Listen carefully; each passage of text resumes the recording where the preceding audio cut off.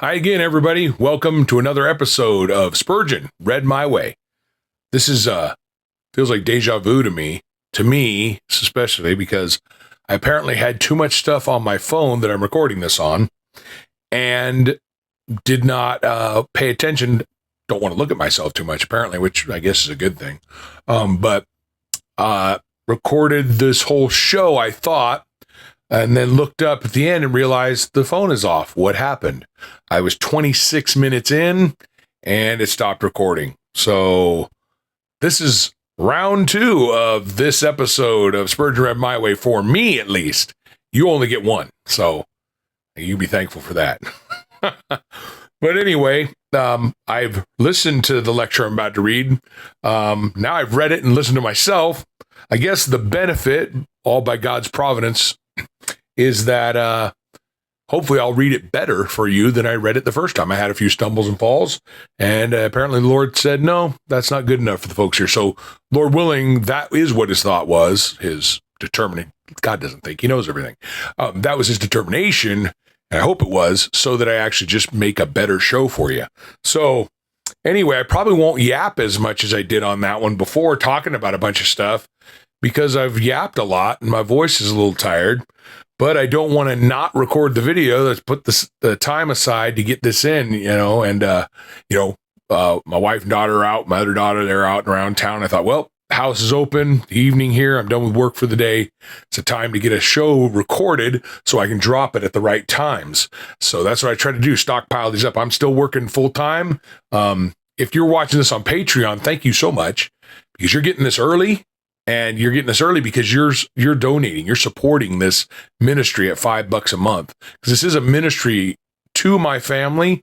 It's a ministry to me. The reading of this, like I've said, I wanted to read these, wanted to read more Spurgeon, wanted to read the lectures this year, and started that, but then decided to record it for other people to hear. And then I thought to myself, well, instead of like trying to ask people for support, try to support my evangelistic ministry just because, why don't I throw out a Patreon? If I'm going to why don't I make a podcast out of this? I've done podcasty-like stuff before during the COVID craziness. So let's do another one, but let's just make it a new, and let's go with a Patreon thing like people do. So I figured that out, got it all going, started up so that in February I could start kicking off the shows to everybody, whereas Patreon supporters, they were already getting content back in January. And if you're watching this on YouTube, thank you so much for tuning in, whether this is the first time you popped in or whether you've watched the 3 shows before. There are up to 3 shows before this one came out. Thank you. These shows, my plan to drop them free on YouTube twice a month. Second and fourth Fridays of each month. Plan to drop the main show there on YouTube. And so if you find it there or you're listening, I am dropping the main shows also onto all your favorite podcasting distributors. So it's on the biggies like Spotify, Amazon, Apple, others as well. But if you're listening, find it go to your podcast provider. You'll probably find the audios of Spurgeon Read My Way. So if you want to enjoy it that way, that's great. So you can watch it on YouTube. You can download, you can stream it on your favorite podcasting apps. It's there as well. But to my Patreon subscribers, you get it embedded free in the app. Not free, you're paying $5 a month, but you get it early in the app and you get it ad free. I don't know what happens when you're listening on all the podcasters. I don't know if ads get dropped into your podcasts. I haven't noticed them happen on stuff I've listened to. But maybe they do get dropped in the shows sometimes. If also you're watching on YouTube, I know they drop ads into videos all the time. I don't know who does and who doesn't, but if it's in mine, it's because that's how they do it. And I'm not paying anything to have them not do it. That's for sure. So if you're getting it on YouTube, you're getting commercials and stuff, that's YouTube. It ain't me. And that's how it is. But if you're a $5 subscriber on Patreon, you're getting them embedded in the app, free from commercials, all that fun stuff. Other benefit for you subscribers, and big thank you, is, of course, not only have you been getting content early, you got a lot of content, far more than the free stuff that's gone out, because not only have you gotten the main shows, but you gotten the main shows early. Those who subscribe through Patreon are getting them on the first and third Friday rather than the second and fourth. But not just that, they're also getting the bonus show where I'm reading, and the bonus show is once a week. Every Friday I try to do a bonus show. and drop the bonus show, and I do a reading of the morning and evening devotional readings of Spurgeon. So I'm doing each show reading a morning and evening devotional, and not just that. That's not enough to do a bonus show. I do that, and then I've got my old 2200 Spurgeon quotation book. I'm reading through several quotes, putting those on there. And again, big thank you to my Patreon subscribers. The drawing, the brand new hardbound copy of Spurgeon's Lectures to My Students, Deluxe Edition. That, of course, is there. And as I've said several times before, as soon as, and if, I say if, because who knows, we may never hit it. But if we ever hit 100 subscribers on Patreon, then I will give that away to one subscriber. It will be picked out and given to them as a gift and saying thank you. And for my subscribers also, I'll be working on getting some custom printed quoted bookmarks with the Spurgeon Read My Way logo on there out to you as well. So there's a lot of stuff to be signed up with Patreon for $5 a month. I think I make it worth your while. I think it's worth it for less than a cup of coffee, it seems nowadays. I hope it's worthwhile. And I thank you for all my Patreon supporters again. Anybody watching anyhow, I thank you, but especially the ones putting out $5 a month. It is a real big help. Lord willing, I get a few hundred people doing that. Then I won't have to do any other work, and maybe I'll be able to do more of this along with my full-time evangelism, be more dedicated to making a deeper, better show. Like the Patreon subscribers have already been the help in helping me make decisions about, I had some wireless mics, got this new podcasting mic, got the apparatus holding this stuff, did some testing, got some input from folks. That's what you get. You're on Patreon. You're also, those are the folks I'm going to interact with most. I keep an eye on comments, statements. I drop info that only goes there. And then if you're following, I am also dropping info. I've got a page on there. I've got a Facebook page for Spurgeon Read My Way. I've got a Spurgeon Read My Way account on X. I've got a Spurgeon Read My Way on Instagram. I'm dropping it out there. Facebook is where I get the most content put out. That's so the most easiest way to follow would be through there. But again, dropping the free shows second and fourth Friday on YouTube, and I announce it on other places. And if you're on Patreon, you are getting the new shows, main shows, first and third. And every Friday, you're getting bonus shows and all the other good stuff. So again, thank you so much to the Patreon folks.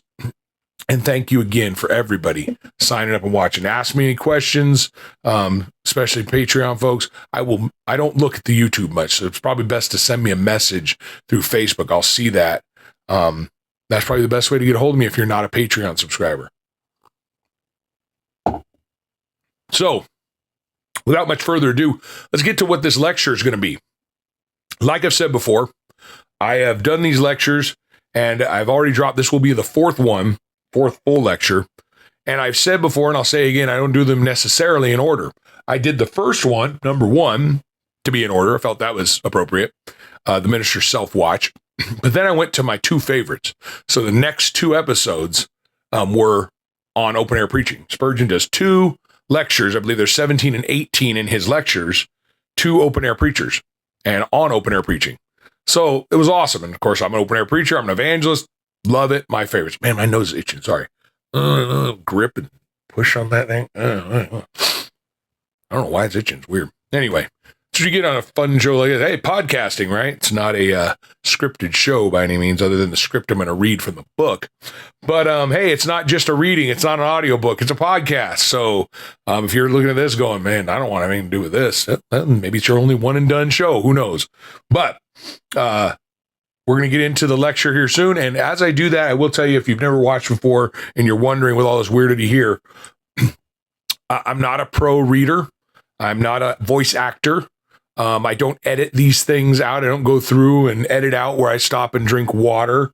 It isn't like an audio, like I said, in an audiobook. I'm not a voice actor. There's no editing. There's no fixing of blips. If I drop a word, I stumble here and there, you're going to hear it. It's going to be there. It's Spurgeon, read my way. The big lunk that I am, I think I read pretty good. People say I've got a pretty good voice. I've got a face for radio. So sorry if you're watching on YouTube, you're better off probably catching it on the podcasts. But that's what I'll be doing. Going to be reading through the lecture here. And this lecture, like I said, not in order, but I really enjoyed it. I heard it. I've been listening to the audiobook. The British guy who reads it sounds more proper. You want that reading? Go buy the audiobook. You'll get a more prim and proper British reading of it. But this is read my way. I think that I don't think I sound like Spurgeon because I'm not British, but Spurgeon was a big guy. And man, I wish I'd loved to hear him talk. I'm a big guy. And I think that I think I read in a way like Spurgeon would. I don't know, maybe he had a tiny little voice or something. Who knows? But I'm not. I'm a big guy. I got a big mouth. People say good or bad. And it'll come out in my reading. And I hope you're blessed by it. This chapter, like I said, I was listening to it. And when I heard the title, I thought to myself, is this about physicality? Is this about the physical structure of people? Because they use different language, especially old English language. So this is a little different, but it is an interesting title, but it's not dealing with physical structure. I'll just read it and you'll see exactly what it's talking about, but you might think the same thing I'm thinking when you first hear the title. So let me get another drink, then we'll get started on this reading of Spurgeon Read My Way, Spurgeon's lectures to my students.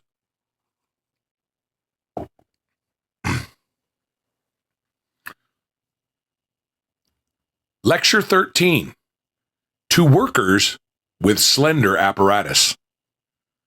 What are those ministers to do who have a slender apparatus? By a slender apparatus, I mean that they have few books and little or no means wherewith to purchase more. This is a state of things which ought not to exist in any case. The churches ought to take care that it should be rendered impossible. Up to the highest measure of their ability, they should furnish their minister not only with food which is needful to sustain the life of his body, but with mental nutriment, so that his soul may not be starved. A good library should be looked upon as an indispensable part of church furniture, and the deacons, whose business it is to serve tables, will be wise if, without neglecting the table of the Lord or of the poor, and without diminishing the supplies of the minister's dinner table, they give an eye to his study table, and keep it supplied with new works and standard books in fair abundance. It would be money well laid out, and would be productive far beyond expectation. Instead of waxing eloquent upon the declining power of the pulpit, leading men in the church should use the legitimate means for improving its power, by supplying the preacher with food for thought. Put the whip into the manger is my advice to all grumblers. Some years ago, I tried to induce our churches to have ministers' libraries as a matter of course, and some few thoughtful people saw the value of the suggestion and commenced carrying it out. With much pleasure, I have seen here and there the shelves provided and a few volumes placed upon them. I earnestly wish that such a beginning had been made everywhere, but alas, I fear that a long succession of starveling ministers will alone arouse the miserly to the conviction that a parsimony with a minister is false economy. Those churches which cannot afford a liberal stipend should make some amends by founding a library as a permanent part of their establishment, and by making additions to it from year to year. It would soon become very valuable. My venerable grandfather's manse had in it a collection of a very valuable ancient Puritanic volumes, which had descended from minister to minister. Well do I remember certain ponderous tomes, whose chief interest to me lay in their curious initial letters, adorned with pelicans, griffins, little boys at play, or patriarchs at work. It may be objected that the books would be lost through change of users, but I would run the risk of that. And trustees, with a little care over the catalog, could keep the libraries as securely as they keep pews and pulpit. If this scheme be not adopted, let another and simpler one be tried. Let all the subscribers towards the preacher's support add 10% or more to their subscriptions, expressly to provide food for the minister's brain. They would get back what they gave in the improved sermons they would hear. If some little annual income could be secured to poor ministers to be sacredly spent in books, it would be a godsend to them, and an incalculable blessing to the community. Sensible persons do not expect a garden to yield them herbs from year to year unless they enrich the soil. They do not expect a locomotive to work without fuel, or even an ox or an ass to labor without food. Let them therefore give over expecting to receive instructive sermons from men who are shut out of the storehouse of knowledge by their inability to purchase books. But the subject is, what are men to do who have no stores, who have no church library, and no allowance made them to provide books? Let us remark at once that if these men succeed, greater honor is due to them than to those who have large appliances.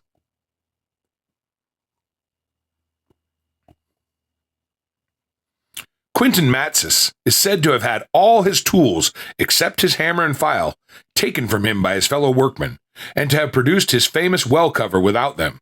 So much the more honor to him. Great credit is due to those workers for God who have done great things without helpful tools. Their labor would have been greatly lightened if they had possessed them, but what they have done is the more wonderful.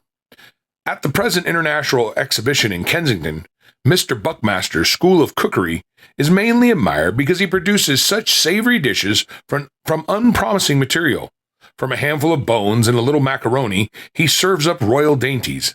If he had all the materials employed in French cookery and used them all, every person would say, well, anybody could do that. But when he shows you scraps of meat and bones and tells you that he bought them at the butcher's for a few pence, and he can make out of them a dinner for a family of 5 or 6, all the good wives open their eyes and wonder how on earth it can be done. And when he passes round his dish and they taste how delicious it is, they are full of admiration. Work away then, poor brother, for you may yet succeed in doing great things in your ministry, and your welcome of, well done, good and faithful servant, will be all the more emphatic because you labored under serious difficulties. If a man can purchase but very few books, my first advice to him would be, let him purchase the very best. If he cannot spend much, let him spend well. The best will always be the cheapest.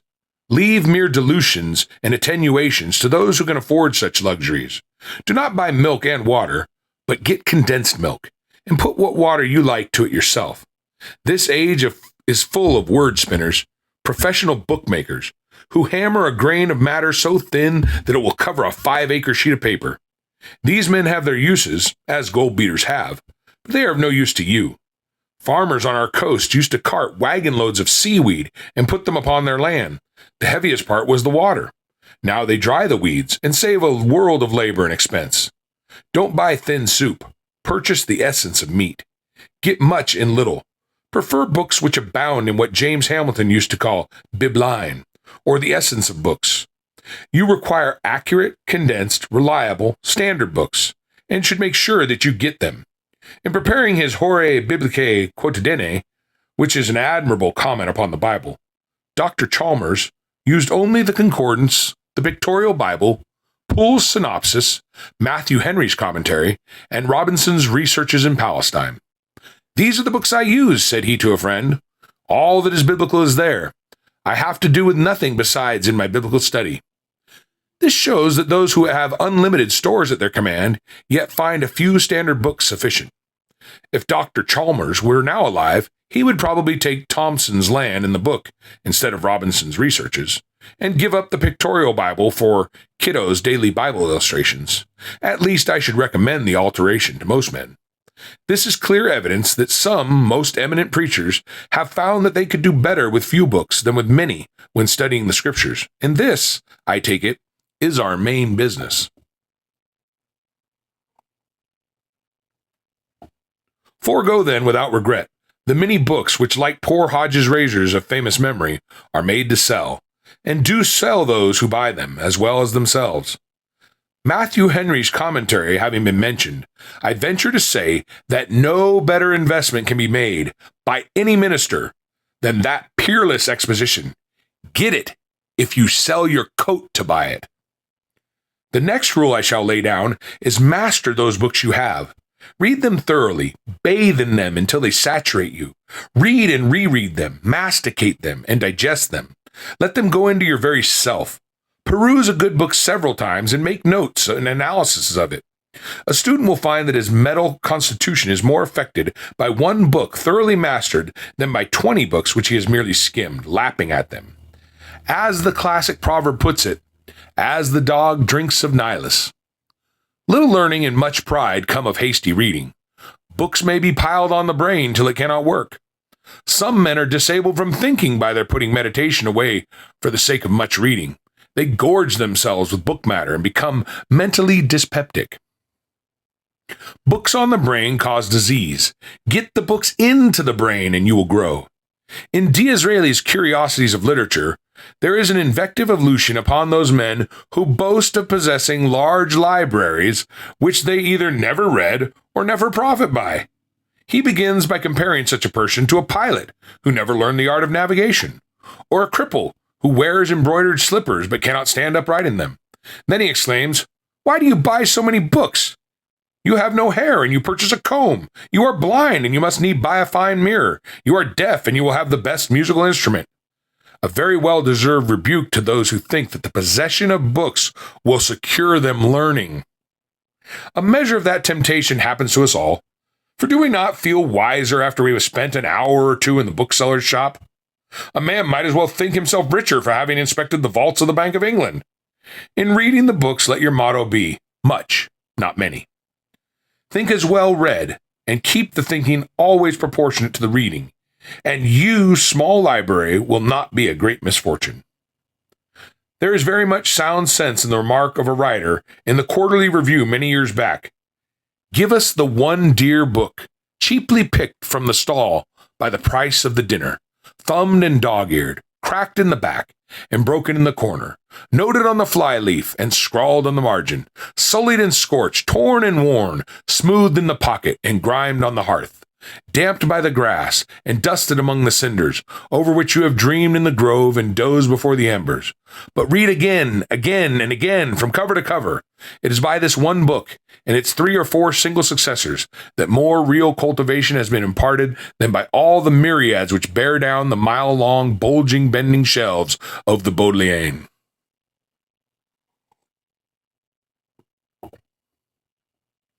But if you feel you must have more books, I recommend to you a little judicious borrowing. You will most likely have some friends who have books, and who will be kind enough to let you use them for a time, and I especially advise you, in order to borrow again, to return whatsoever is lent, promptly and in good condition. I hope there is not so much need that I should say much about returning books, as there would have been a few months ago, for I have lately met with a statement by a clergyman, which has very much raised my opinion of human nature. For he declares that he has a personal acquaintance with 3 gentlemen who have actually returned borrowed umbrellas. I am sorry to say that he moves in a more favored circle than I do, for I have personal acquaintances with several men who have borrowed books and never returned them. The other day, a certain minister who had lent me 5 books, which I have used for 2 years or more, wrote to me a note to request the return of 3 of them. To his surprise, he had them back by the next parcel's delivery, and 2 others which he had forgotten. I had carefully kept a list of books borrowed, and therefore could make a complete return to the owner. I am sure he did not expect their prompt arrival, for he wrote me a letter of mingled astonishment and gratitude. And when I visit his study again, I feel sure I shall be welcome to another loan. You know the rhyme which has been written in many a man's book.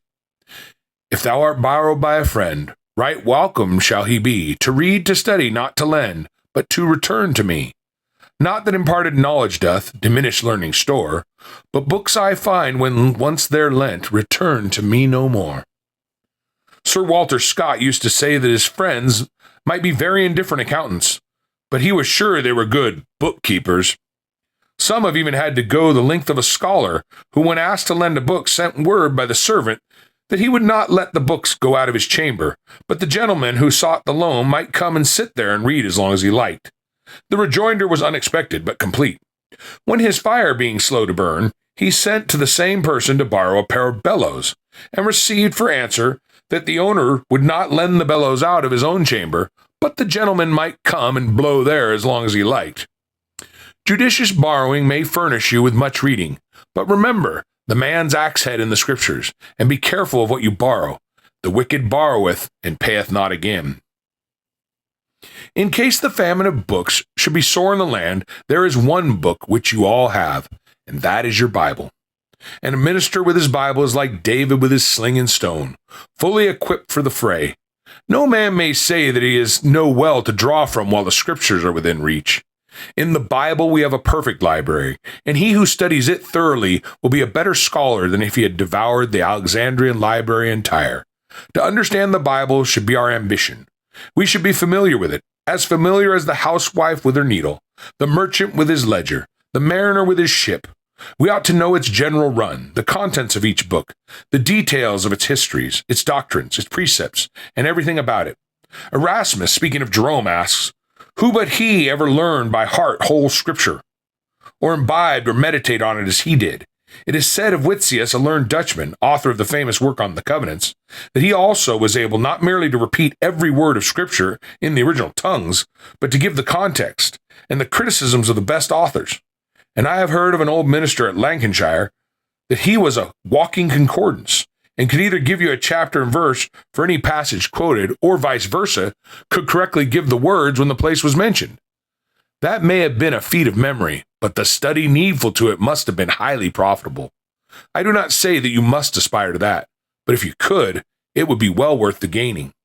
It was one of the fortes of that singular genius, William Huntington, whom I will not now either condemn or commend, that in preaching he incessantly quoted Holy Scripture, and was accustomed, whenever he did so, to give the chapter and the verse.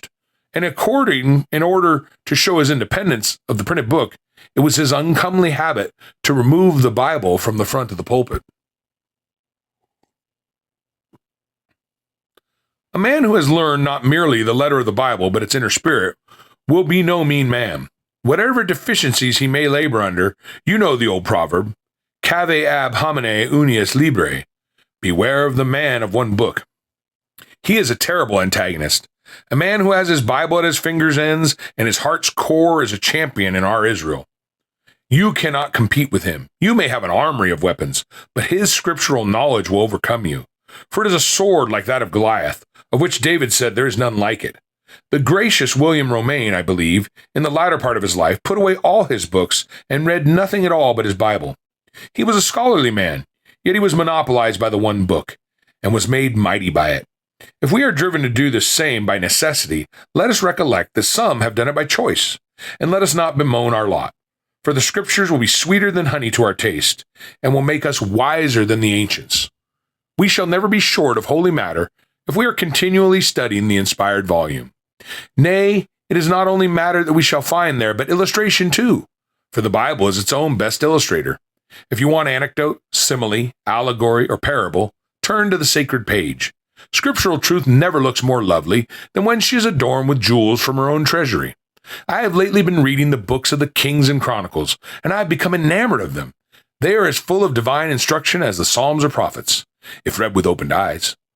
I think it was Ambrose who used to say, I adore the infinity of Scripture. I hear that same voice which sounded in the ears of Augustine concerning the book of God, Tolle lege, take, read. It may be you will dwell in retirement in some village, where you will find no one to converse with you as above your own level, and where you will meet with very few books worth your reading. Then read and meditate in the law of the Lord both day and night, and you shall be as a tree planted by the rivers of water. Make the Bible the man of your right hand, the companion of every hour, and you will have little reason to lament your slender equipment in inferior things. I would earnestly impress upon you the truth, that a man who is short of apparatus can make up for it by much thought. Thinking is better than possessing books. Thinking is an exercise of the soul which both develops its powers and educates them. A little girl was once asked whether she knew what her soul was, and to the surprise of all she said, Sir, my soul is my think. If this be correct, some persons have very little soul. Without thinking, reading cannot benefit the mind, but it may delude the man into the idea that he is growing wise. Books are a sort of idol to some men, as the image with the Roman Catholic is intended to make him think of Christ, and in effect keeps him from Christ. So books are intended to make men think, but are often a hindrance to thought. When George Fox took a sharp knife and cut out for himself a pair of leather breeches, and having done with the fashions of society, hid himself in a hollow tree to think by the months together, he was growing into a man of thought before whom men of books speedily beat a retreat. What a flutter he made, not only among the poperies and prelacies and presbyteries of his day, but also among the well-read proprietaries of dissent. He swept no end of cobwebs out of the sky and gave the bookworms a hard time of it. Though it was the backbone of study, and if more ministers would think, what a blessing it would be. Only we want men who will think about the revealed truth of God, and not daydreamers who evolve religions out of their own consciousness. Nowadays, we are pestered with a set of fellows who must needs stand on their heads and think with their feet. Romancing is their notion of meditation. Instead of considering revealed truth, they excogitate a mess of their own, in which error and nonsense and conceit appear in about equal parts, and they call this broth modern thought.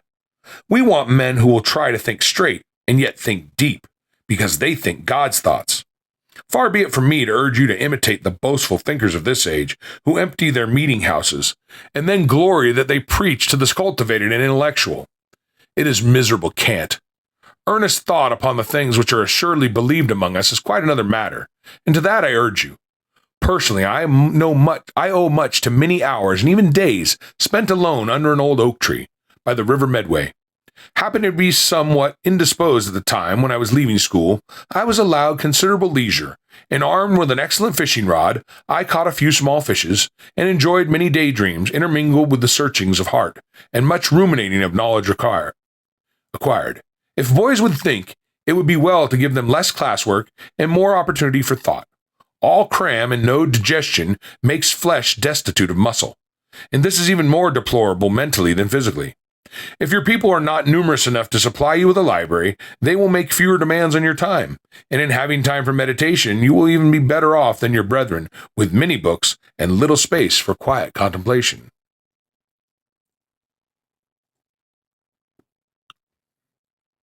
Without books, a man may learn much by keeping his eyes open. Current history, incidents which transpire under his own nose, events recorded in the newspaper, matters of common talk, he may learn from them all. The differences between eyes and no eyes is wonderful. If you have no books to try your eyes, keep them open wherever you go, and you will find something worth looking at. Can you not learn from nature? Every flower is waiting to teach you. Consider the lilies, and learn from the roses. Not only may you go to the ant, but every living thing offers itself for your instruction. There is a voice in every gale and a lesson in every grain of dust. It bears. Sermons glisten in the morning on every blade of grass, and homilies fly by you as the sere leaves fall from the trees. A forest is a library. A cornfield is a volume of philosophy. The rock is a history, and the river, at its base, a poem. Go thou, who hast thine eyes open, and find lessons of wisdom everywhere, in heaven above, in the earth beneath, and in the waters under the earth. Books are poor things compared with these. Moreover, however scant your libraries, you can study yourself. This is a mysterious volume, the major part of which you have not read. If any man think that he knows himself thoroughly, he deceives himself. For the most difficult book you will ever read is your own heart. I said to a doubter the other day, who seemed to be wandering in a maze, "Well, really, I cannot understand you, but I am not vexed, for I never could understand myself." And I certainly meant what I said. Watch the twists and turns and singularities of your own mind, and the strangeness of your own experience, the depravity of your heart, and the work of divine grace, your tendency to sin, and your capacity for holiness. How akin you are to a devil, and yet how allied to God himself. Note how wisely you can act when taught of God, and how foolishly you behave when left to yourself. You will find the study of your heart to be of immense importance to you as a watcher over the souls of others. A man's own experience should be to him the laboratory in which he tests the medicines which he prescribes for others. Even your own faults and failures will instruct you if you bring them to the Lord. Absolutely sinless men would be unable to sympathize with imperfect men and women. Study the Lord's dealings with your own souls, and you will know more of his ways with others. Read other men. They are as instructive as books. Suppose there should come up to one of our great hospitals a young student so poor that he could not purchase surgical books. It would certainly be a great detriment to him, but if he had the run of the hospital, if he saw operations performed, and watched cases from day to day, I should not wonder but what he might turn out as a skillful surgeon as his more favored companions. His observation would show him what books alone could not, and as he stood by to see the removal of a limb, the binding up of a wound, or the tying up of an artery, he might at any rate pick up enough practical surgery to be of immense service to him. Now, much that a minister needs to know, he must learn by actual observation. All wise pastors have walked to the hospitals spiritually and dealt with inquirers, hypocrites, backsliders, the despairing, and the presumptuous. A man who has had a sound practical experience in the things of God himself and watched the hearts of his fellows, other things being equal, will be far more useful man than he who knows only what he has read. It is a great pity for a man to be a college jack-a-dandy who comes out of the classroom as an out-of-band box, into a world he has never seen before, to deal with men he has never observed, and handle facts with which he has never come into personal contact. Not a novice, says the apostle, and it is possible to be a novice and yet a very accomplished scholar. a classic, a mathematician, and a theoretical theologian. We should have practical familiarity with men's souls, and if we have much of it, the fewness of our books will be light affliction. But, says an inquiring brother, how can you read a man? I have heard of a gentleman of whom it was said that you could never stop 5 minutes under an archway with him, but that he would teach you something. That was a wise man. But he would be a wiser man still who would never stop 5 minutes under an archway without learning somewhat from other people. Wise men can learn as much from a fool as from a philosopher. A Fool is a splendid book to read from, because every leaf is open before you. There is a dash of the comic in the style, which entices you to read on. And if you gather nothing else, you are warned not to publish your own folly. Learn from experienced saints. What deep things some of them can teach to us younger men. What instances God's poor people can narrate of the Lord's providential appearances for them. How they glory in his upholding grace and his faithfulness to his covenant. What fresh light they often shed upon the promises, revealing meanings hidden from the carnally wise, but made clear to the simple hearts. Know you not that many of the promises are written with invisible ink, and must be held to the fire of affliction before the letters will show themselves? Tried spirits are grand instructors for ministers. As for the inquirer, how much is to be gathered from him? I have seen very much of my own stupidity while in conversation with seeking souls. I have been baffled by a poor lad who, trying to bring himself to the Savior, I thought he had him fast, but he had eluded me and again with perverse ingenuity of unbelief. Sometimes inquirers who are really anxious surprise me with their singular skill in battling against hope. Their arguments are endless and their difficulties countless. They put us to a nonplus again and again. The grace of God at last enables us to bring them to the light, but not until we have seen our own inefficiency. In the strange perversities of unbelief, the singular constructions and misconstructions which the desponding put upon their feelings and upon scriptural statements, you will often find a world of instruction. I would sooner give a young man an hour with inquirers and the mentally depressed than a week in the best of our classes, so far as practical training for the pastorate is concerned. Once more, be much at deathbeds. They are illuminated books. There shall you read the very poetry of our religion, and learn the secrets thereof. What splendid gems are washed up by the waves of Jordan? What fair flowers grow on its banks? The everlasting fountains in the glory land throw their spray aloft, and dewdrops fall on this side of the narrow stream. I have heard humble men and women, in their departing hours, talk as though they were inspired, uttering strange words, aglow with supernal glory. These they learn from no lips beneath the moon.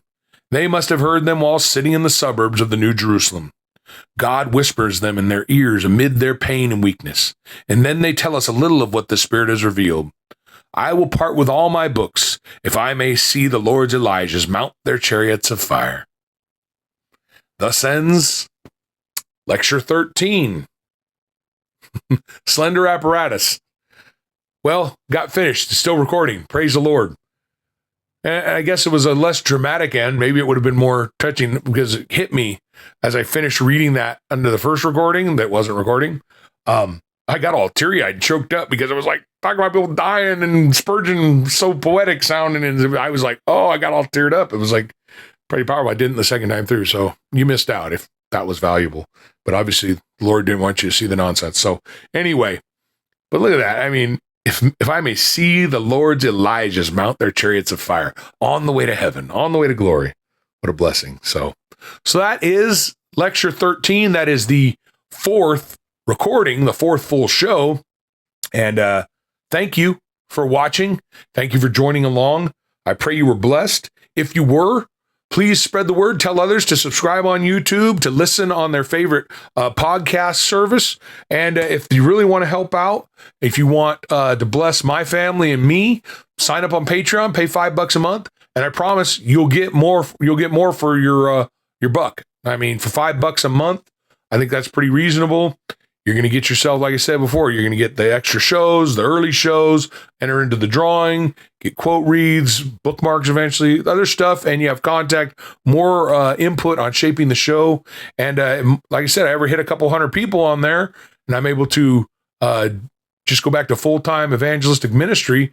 I'll be able to dedicate some more time to a show like this and have some more freedom, and maybe we'll have more different areas. I'll record in different places, have better equipment. Maybe I'll even be able to drop like do some editing and actually add in like an intro music, outro music, video stuff for the YouTube, make it look cooler. You know, people do that over time. I remember first listening to like, I think the first Patreon, no, it was like the third Patreon subscription or show, third or fourth I ever did. But I remember an abolitionist Patreon show I supported. They got into, you know, doing their stuff and they kept adding stuff. But I think the one that's made the biggest changes since as I was supporting, I still think I still am at the moment, Haunted Cosmos. And just so I could get the little the mini show. So I kind of looked at this and said, oh, I need to put a little free bonus show in there, kind of like Haunted Cosmos does. Man, if I could be a 10th as popular as they are, I'd be rolling in money, but I'm not nearly as funny or cool as those guys. But I appreciate their show, appreciate what they did. I like that how they've gotten bigger. They've got more time, more input. They had money and resources come in. They've been able to do more. I never plan to be as high tech or as cool as them.